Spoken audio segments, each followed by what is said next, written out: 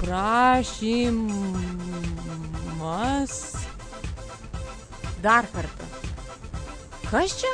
Ką, prašymas atleisti mane iš darbo. Man visai nebereikia šitos išmaldos. Ai, nu tik nereikia. Mums šitas darbas davė daug daugiau negu tėvai. Pažiūrėk, kaip įdegiau. Labą dieną. Kokio įdegio norėsite? Stipraus? Labai stipraus? Ar rudmėsio? Klausykit, merginos, turiu prašymą.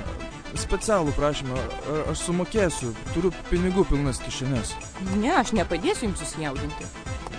Bet aš greitai, pažadu. Duosiu 50 litų ir savo albumą. Kokį? Kastanedą. Всё, lauk pro duris. Staigiai. Staigiai. Debilas. Tai sakai, šiandien eisi dainuoti? Nu davai, sėkmės. Tikiuosi, neprasčiau nei Mango padainuosi. Žinok, padainavau Dublinui, kol jis miegojo. Tai jis pabudė, sakė, kad aukštas lygis. Nu gerai, klausyk, davai, Oksanička, lėkiu.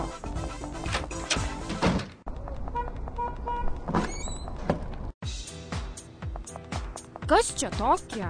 Renku grupę tau. Atrodo nieko, tiks fone pašoks, dainuoti negali. Maždaug kaip 6-9 dangui. Vau, nu tu tikrai darbuojasi.